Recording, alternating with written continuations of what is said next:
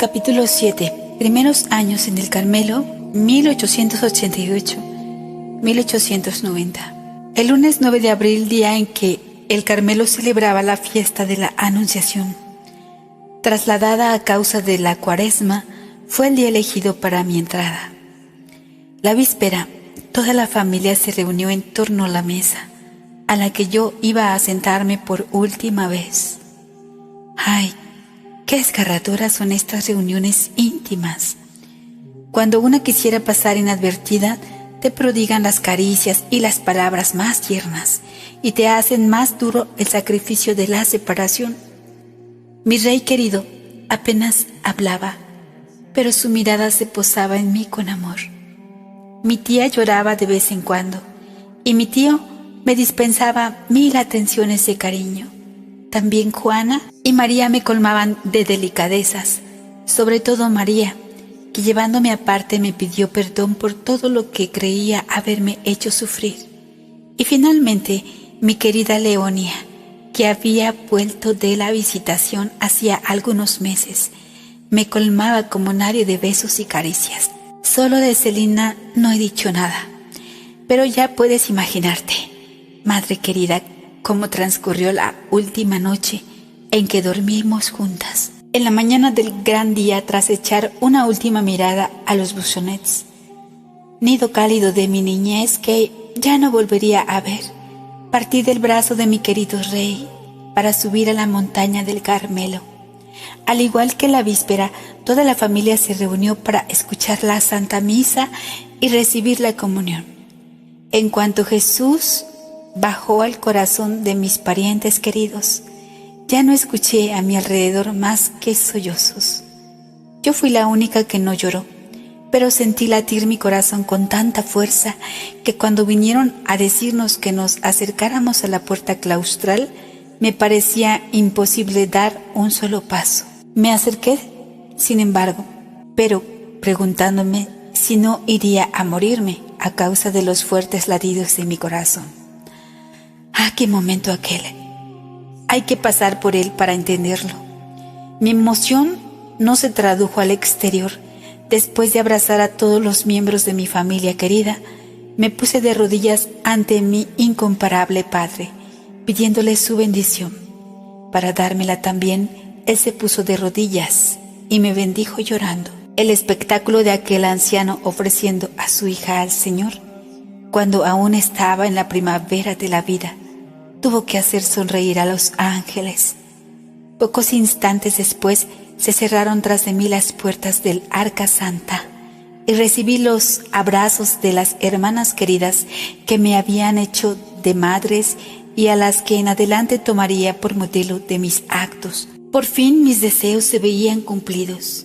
Mi alma sentía una paz tan dulce y tan profunda que no acierto a describirla, y desde hace 7 años y medio esta paz íntima me ha acompañado siempre y no me ha abandonado ni siquiera en medio de las mayores tribulaciones. Como a todas las postulantes, inmediatamente después de mi entrada me llevaron al coro.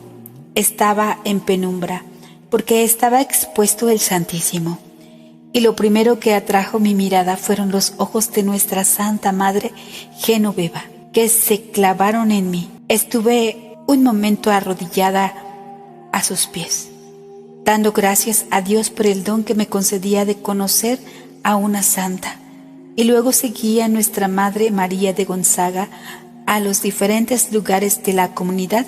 Todo me parecía maravilloso. Me creía transportada a un desierto. Nuestra celdita, sobre todo, me encantaba, pero la alegría que sentía era una alegría serena. Ni el más ligero céfiro hacía ondular las tranquilas aguas sobre las que navegaba mi barquilla, ni una sola nube oscurecía mi cielo azul. Sí, me sentía plenamente compensada de todas mis pruebas. Con qué alegría tan honda repetía estas palabras: estoy aquí para siempre, para siempre. Aquella dicha no era efímera, no se desvanecería con las ilusiones de los primeros días. Las ilusiones Dios me concedió la gracia de no llevar ninguna al entrar en el Carmelo. Encontré la vida religiosa tal como me lo había imaginado. Ningún sacrificio me extrañó, y sin embargo tú sabes bien, madre querida, que mis primeros pasos encontraron más espinas que rosas. Sí, el sufrimiento me tendió los brazos y yo me arrojé en ellos con amor, a los pies de Jesús hostia, en el interrogatorio que precedió a mi profesión. Declaré lo que venía a hacer en el Carmelo. He venido para salvar almas y sobre todo para orar por los sacerdotes. Cuando se quiere alcanzar una meta hay que poner los medios para ello. Jesús me hizo comprender que las almas quería dármelas por medio de la cruz, y mi anhelo de sufrir creció a medida que aumentaba el sufrimiento. Durante 5 años este fue mi camino, pero al exterior nada revelaba mi sufrimiento, tanto más doloroso cuando que solo yo lo conocía. ¿Qué sorpresa nos llevaremos al fin del mundo cuando leamos la historia de las almas? ¿Y cuántas personas se quedarán asombradas al conocer el camino por el que fue conducida la mía? Confesión con el Padre Pichón. Esto es tan verdad que 2 meses después de mi entrada, cuando vino el Padre Pichón para la profesión de Sor María del Sagrado Corazón, se quedó sorprendido al ver lo que Dios estaba obrando en mi alma y me dijo que la víspera, al verme hacer oración en el coro, mi fervor le pareció totalmente infantil y muy dulce mi camino. Mi entrevista con el Padre fue para mí un consuelo muy grande, aunque velado por las lágrimas a causa de la dificultad que encontré para abrirle mi alma. Hice no obstante una confesión general como nunca la había hecho. Al terminar el Padre me dijo estas palabras, las más consoladoras que jamás hayan resonado en los oídos de mi alma. En presencia de Dios, de la Santísima Virgen y de todos los santos, declaro que nunca has cometido ni un solo pecado mortal. Y luego añadió, da gracias a Dios por todo lo que hace por ti, pues si te abandonase, en vez de ser un pequeño ángel, serías un pequeño demonio. No me costó nada creerlo. Sabía lo débil e imperfecta que era, pero la gratitud embargaba mi alma. Tenía tanto miedo de haber empañado la vestidura de mi bautismo, que una garantía como aquella, salida de la boca de un director espiritual como lo quería nuestra Madre Santa Teresa, es decir, que uniesen la ciencia y la virtud, me parecía como salida de la misma boca de Jesús. El Padre me dijo también estas palabras que se me grabaron dulcemente en el corazón. Hija mía, que nuestro Señor sea siempre tu superior y tu maestro de novicias. Teresa hizo superiores. Teresa hizo superiores. Y también mi Teresa hizo superiores. No quiero decir con esto que mi alma estuviese cerrada a cal y canto para mis superiores. No, más bien siempre he procurado que fuese para ellas un libro abierto. Pero nuestra madre estaba enferma con frecuencia y tenía poco tiempo para ocuparse de mí. Sé que me quería mucho y que hablaba muy bien de mí. Sin embargo, Dios permitió que sin darse cuenta fuese muy dura. No podía cruzarme con ella sin tener que besar el suelo. Y lo mismo ocurría en las escasas conferencias espirituales que tenía con ella. ¡Qué gracia inestimable! Cómo actuaba Dios visiblemente a través de lo que estaba en su lugar. ¿Qué habría sido de mí? ¿Cómo pensaba la gente del mundo? ¿Hubiese sido el juguete de la comunidad? Quizás, en lugar de ver a nuestro Señor en mis superioras, no me hubiera fijado más que en las personas y entonces mi corazón, que había estado tan protegido en el mundo, se habría atado humanamente en el claustro. Gracias a Dios no caí en esa trampa. Cierto que yo quería mucho a nuestra madre, pero con un afecto puro que me elevaba hacia el esposo de mi alma. Nuestra maestra de novicias era una verdadera santa, el tipo acabado de las primitivas carmelitas. Yo pasaba todo el día a su lado, pues era la que me enseñaba a trabajar. Su bondad para conmigo no tenía límites y sin embargo, mi alma no lograba expansionarse con ella. Me suponía un gran esfuerzo hacer con ella la conferencia espiritual, Como no estaba acostumbrada a hablar de mi alma, no sabía cómo expresar lo que sucedía en mi interior. Una madre ya mayor intuyó un día lo que pasaba y me dijo sonriendo en la recreación: Hijita, me parece que tú no debes de tener gran cosa que decir a las superioras. ¿Por qué dice eso, madre? Porque tu alma es extremadamente sencilla, y cuando seas perfecta, serás más sencilla todavía, pues cuanto uno más se acerca a Dios, más se simplifica. Aquella anciana madre tenía razón. No obstante la dificultad que yo tenía para abrir mi alma, aun cuando proviniese de mi sencillez, era un auténtico problema para mí. Lo reconozco hoy que sin dejar de ser sencilla, expreso con gran facilidad lo que pienso. He dicho que Jesús había sido mi director espiritual cuando entré en el Carmelo. Conocí al que podía haberlo sido, pero apenas me había admitido entre el número de sus hijas, tuvo que partir para el exilio. Así que solo lo conocí para perderle enseguida. Reducida a no recibir de él más que una carta al año, por 12 que yo le escribía, pronto mi corazón se volvió hacia el director de los directores, y él fue quien me instruyó en esa ciencia escondida a los sabios y a los prudentes, que él quiere revelar a los más pequeños. La Santa Faz. La florecita trasplantada a la montaña del Carmelo tenía que abrirse a la sombra de la cruz. Las lágrimas y la sangre de Jesús fueron su rocío, y su faz adorable velada por el llanto fue su sol. Hasta entonces todavía no había sondeado la profundidad de los tesoros escondidos en la Santa Faz. Fuiste tú, madre querida, quien me enseñó a conocerlos.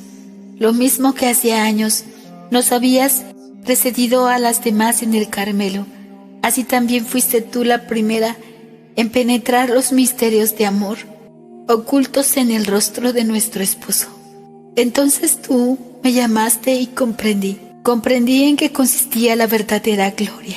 Aquel cuyo reino no es de este mundo me hizo ver que la verdadera sabiduría consiste en querer ser ignorada y tenida en nada, en cifrar la propia alegría en el desprecio de sí mismo. Sí, yo quería que mi rostro, como el de Jesús, estuviera verdaderamente escondido y que nadie en la tierra me reconociese.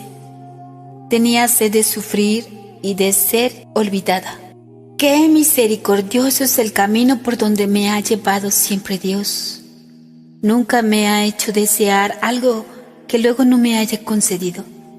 Por eso su cáliz amargo siempre me ha parecido delicioso. Pasadas las fiestas radiantes del mes de mayo, las fiestas de la profesión y la toma de velo de nuestra querida María, la mayor de la familia, a quien la más pequeña tuvo la dicha de coronar el día de sus bodas, tenía que visitarnos la tribulación.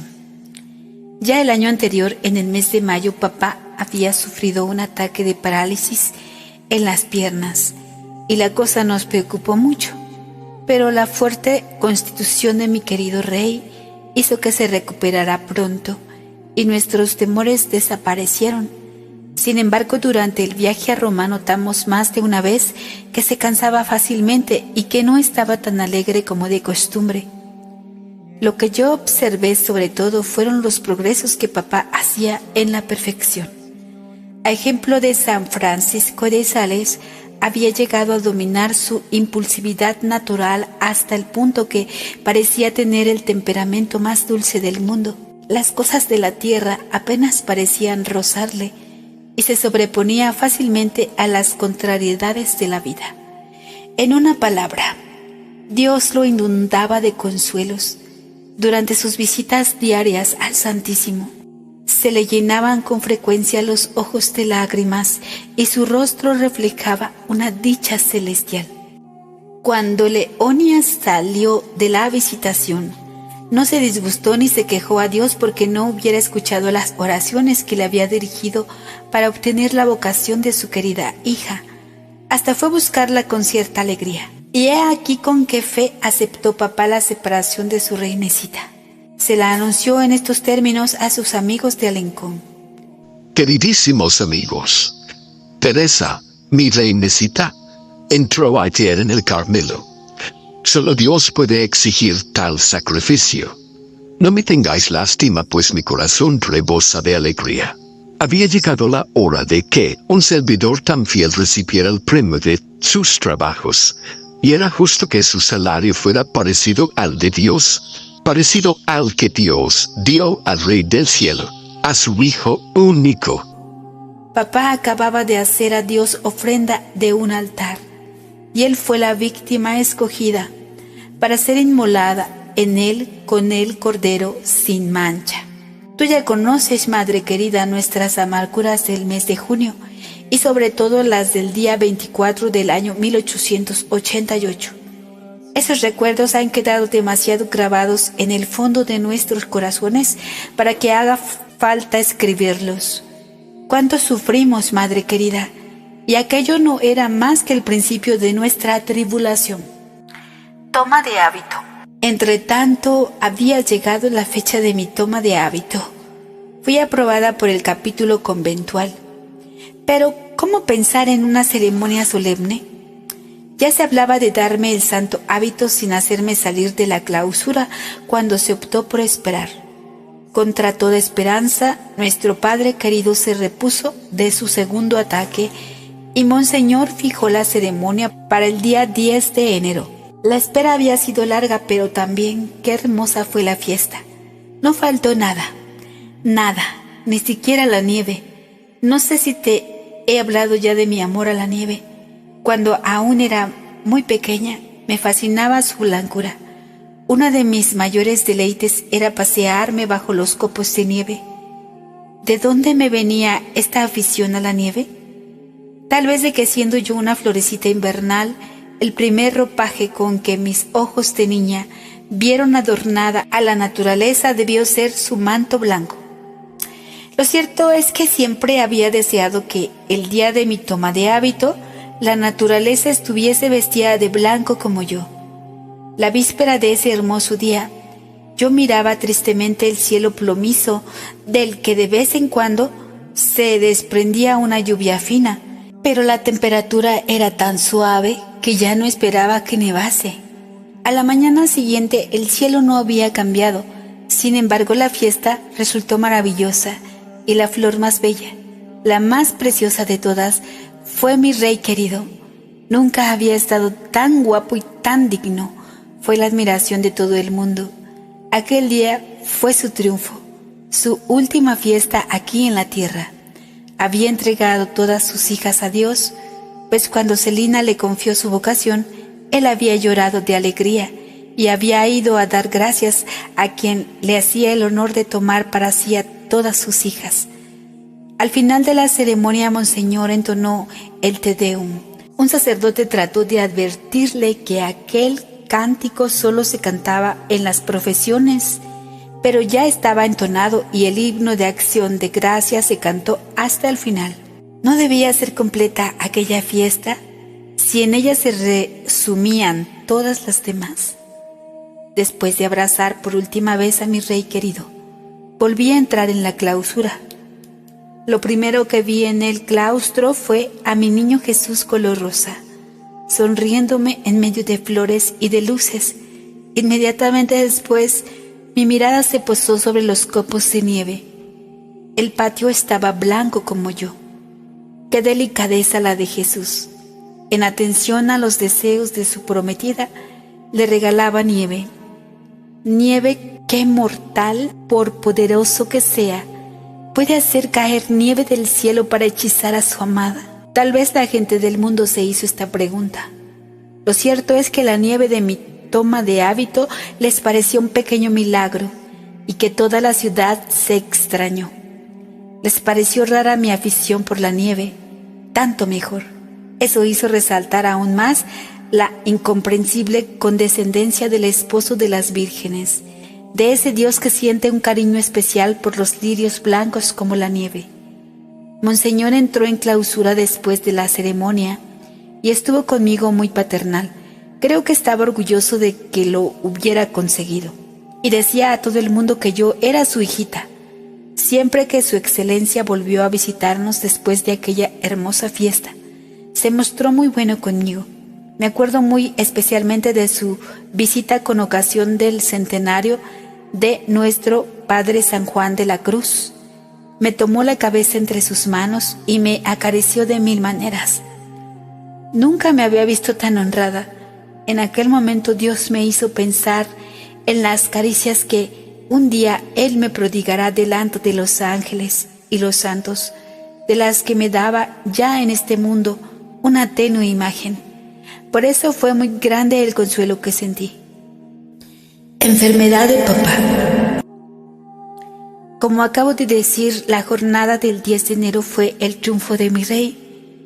Yo la comparo a la entrada de Jesús en Jerusalén, el domingo de Ramos. Su gloria de un día como la de nuestro divino Maestro fue seguida de una pasión dolorosa. Y esa pasión no fue solo para Él, así como los dolores de Jesús atravesaron como una espada el corazón de su divina Madre, así también se desgarraron nuestros corazones ante los sufrimientos de aquel a quien más tiernamente amábamos en la tierra. Recuerdo que en el mes de junio de 1888, cuando empezaron nuestras primeras angustias, yo decía: sufro mucho, pero creo que puedo soportar todavía mayores sufrimientos. No sospechaba entonces lo que Dios me tenía reservados. No sabía que el 12 de febrero, un mes después de mi toma de hábito, nuestro Padre querido bebería el más amargo, el más humillante de los cálices. No, ese día ya no dije que podía sufrir todavía más. Las palabras no pueden expresar nuestras angustias, por eso no intenté describirlas. Algún día en el cielo nos gustará hablar de nuestras gloriosas tribulaciones. ¿No nos alegraremos ya ahora de haberlas sufrido? Sí, los 3 años del martirio de papá me parecen los más preciosos, los más fructíferos de toda nuestra vida. No los cambiaría por todos los éxtasis y revelaciones de los santos. Mi corazón rebosa de gratitud al pensar en ese tesoro que debe de despertar una santa envidia en los ángeles de la corte celestial. Mi deseo de sufrir se vio colmado. No obstante, mi amor al sufrimiento no decreció, por lo que pronto mi alma participó también en los sufrimientos de mi corazón. La sequedad se hizo mi pan de cada día, mas aunque estaba privada de todo consuelo, era la más feliz de las criaturas, pues veía cumplidos todos mis deseos. Madre mía querida, qué hermosa ha sido nuestra gran tribulación, ya que de todos nuestros corazones no brotaron más que suspiros de amor y gratitud. No era ya caminar por los senderos de la perfección. Volábamos las 5. Las 2 pobres desterraditas de Caín aún estaban en el mundo, no eran ya del mundo. Y qué maravillas operó el dolor en el alma de mi Celina querida. Todas las cartas que escribió en esas fechas están impregnadas de resignación y de amor. ¿Y quién será capaz de describir las conversaciones que teníamos juntas en el locutorio? Las rejas del Carmelo, lejos de separarnos, unían todavía más estrechamente nuestras almas. Teníamos las dos los mismos pensamientos, los mismos deseos, el mismo amor a Jesús y a las almas. Cuando hablaban Celina y Teresa, ni una sola palabra de las cosas de la tierra se mezclaban nunca en sus conversaciones, que eran ya totalmente del cielo. Como tiempo atrás en el mirador soñaban con las realidades eternas, y para poder gozar cuanto antes de esa dicha sin fin, elegían aquí en la tierra por único lote el sufrimiento y el desprecio. Así transcurrió el tiempo de mis esponsales, que se le hizo muy largo a la pobre Teresita. Al terminar mi año de noviciado, nuestra madre me dijo que ni soñara en pedir la profesión, pues con toda seguridad el superior rechazaría mi petición. Tuve que esperar 8 meses más. En un primer momento se me hizo muy difícil aceptar ese gran sacrificio, pero pronto se hizo la luz en mi alma. Estaba meditando aquellos días los fundamentos de la vida espiritual del Padre Surín. Un día durante la oración comprendí que mi deseo tan intenso de hacer la profesión iba mezclado con un gran amor propio. Si me había entregado a Jesús para agradarle y consolarle, no debía obligarle a hacer mi voluntad en lugar de la suya. Comprendí también que una prometida debería estar engalanada para el día de sus bodas, y que yo no había hecho nada para ello. Y entonces le dije a Jesús: Dios mío, no te pido pronunciar los santos votos. Esperaré todo el tiempo que quieras. Lo único que deseo es que mi unión contigo no sea diferida por mi culpa. Por eso voy a poner todo mi empeño en prepararme un hermoso vestido recamado de piedras preciosas. Cuando tú creas que ya está lo suficiente rico y adornado, estoy segura de que ni todas las criaturas juntas podrán impedirte bajar hasta mí para unirme a ti para siempre. Amado mío. Pequeñas virtudes. A partir de la toma de hábito, yo había recibido ya abundantes luces sobre la perfección religiosa, especialmente respecto al voto de pobreza. Durante el postulado me gustaba tener cosas bonitas para mi uso y encontrar a mano todo lo que necesitaba. Mi director soportaba aquello con paciencia, pues no es amigo de enseñárselo todo a las almas de una vez. Normalmente va dando sus luces poco a poco. Al principio de mi vida espiritual, hacia los 13 o los 14 años, me preguntaba qué progresos tendría que hacer más adelante, pues creía que no podría comprender ya mejor la perfección. Pero no tardé en convencerme de que cuanto más adelanta uno en este camino, más lejos se ve del final. Por eso ahora me resigno a verme siempre imperfecta y encuentro en ello mi alegría. Vuelvo a las enseñanzas de mi director. Una noche, después de completas, busqué en vano nuestra lamparita en los estantes destinados a ese fin. Era tiempo de silencio riguroso, por lo que no podía reclamarla. Supuse que alguna hermana, creyendo coger su lámpara, había cogido la nuestra, que por cierto yo necesitaba mucho. En vez de disgustarme por verme privada de ella, me alegré mucho pensando que la pobreza consiste en verse una privada, no solo de las cosas superfluas, sino también de las indispensables. Y de esa manera, en medio de las tinieblas exteriores, fui iluminada interiormente. En esa época me entró un verdadero amor a los objetos más feos e incómodos, y así sentí una gran alegría cuando me quitaron de la celda el precioso cantarillo que tenía, y me dieron en su lugar un cántaro tosco y todo despotillado. Hacía también grandes esfuerzos por no disculparme, lo cual me resultaba muy difícil, sobre todo con nuestra maestra de novicias, a la que no quería ocultarle nada. He aquí mi primera victoria, que no fue grande, pero me costó mucho. Se encontró roto un vasito colocado detrás de una ventana. Nuestra maestra, creyendo que había sido yo quien lo había tirado, me lo enseñó, diciendo que otra vez tuviera más cuidado. Sin decir nada, besé el suelo y prometí ser más cuidadosa en adelante. Debido a mi poca virtud, estos actos de vencimiento me costaban mucho y tenía que pensar que en el juicio final todo saldrá a la luz. Me hacía también esta reflexión: cuando uno cumple con su deber sin excusarse nunca, nadie lo sabe. Las imperfecciones, por el contrario, se dejan ver enseguida. Me aplicaba sobre todo a la práctica de las virtudes pequeñas, al no tener facilidad para practicar las grandes. Así, por ejemplo, me gustaba plegar las capas que dejaban olvidadas las hermanas y prestarles todos los pequeños servicios que podía. También se me concedió el amor a la mortificación, que era tanto mayor cuanto que no me permitían hacer nada para satisfacerlo. La única mortificación que yo hacía en el mundo, que consistía en no apoyar la espalda cuando me sentaba, me la prohibieron, debido a la propensión que tenía a encorvarme.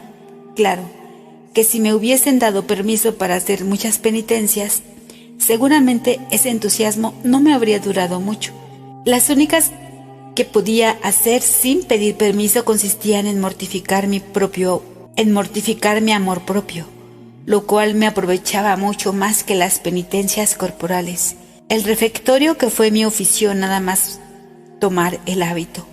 Me ofreció más de una ocasión para poner mi amor propio en su lugar, es decir, debajo de los pies. Es cierto que para mí era una gran alegría, madre querida, estar en el mismo oficio que tú y poder ver de cerca tus virtudes, pero esa misma cercanía era para mí motivo de sufrimiento.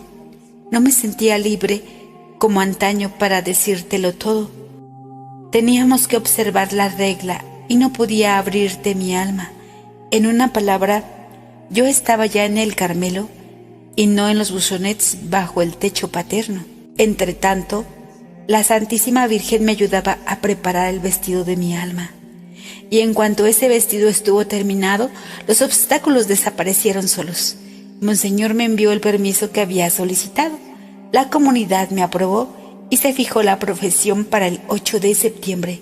Todo lo que acabo de escribir, en pocas palabras, requería muchas páginas de pormenores y detalles, pero esas páginas no se leerán nunca en la tierra. Pronto, madre querida, te hablaré de todo ello en nuestra casa paterna, en ese hermoso cielo hacia el que se elevan los suspiros de nuestros corazones. Mi traje de bodas estaba listo. Se hallaba recamado con las antiguas joyas que mi prometido me había regalado, pero aún no era suficiente para su generosidad. Quería regalarme un nuevo diamante de innumerables destellos. Las antiguas joyas eran la tribulación de papá, con todas sus dolorosas circunstancias. El nuevo diamante fue una prueba, muy pequeña en apariencia, pero que me hizo sufrir mucho. Desde hacía algún tiempo, a nuestro pobre papaíto, que estaba un poco mejor, lo sacaban a pasear en coche. Incluso se pensó en hacerle tomar el tren para venir a vernos. Y naturalmente, Celina pensó enseguida que había que escoger para ese viaje el día de mi toma de velo. Para que no se canse, decía, no le haré asistir a toda la ceremonia, solo al final iré a buscarle y le llevaré muy despacito hasta la reja para que Teresa reciba su bendición. Qué bien retratado estaba allí el corazón de mi Celina. Qué gran verdad es que el amor nada le parece imposible. Al amor nada le parece imposible porque para él todo es posible y permitido. La prudencia humana, por el contrario, tiembla a cada paso y no se atreve, por así decirlo, a posar el pie en el suelo. Así Dios, que quería probarme, se sirvió de ella como de un instrumento dócil en sus manos. Y el día de mis bodas estuve realmente huérfana, de padre en la tierra, pero pudiendo mirar con confianza al cielo y decir con toda verdad, Padre nuestro, que estás en el cielo. Y si te gustó, regálame un like, suscríbete. La suscripción es totalmente gratuita, pero lo más importante es que lo compartas, así ayudas en esta obra de evangelización. Espera el siguiente capítulo y con la Virgen María de la mano, hasta la victoria. ¿Quién como Dios? Nadie como Dios.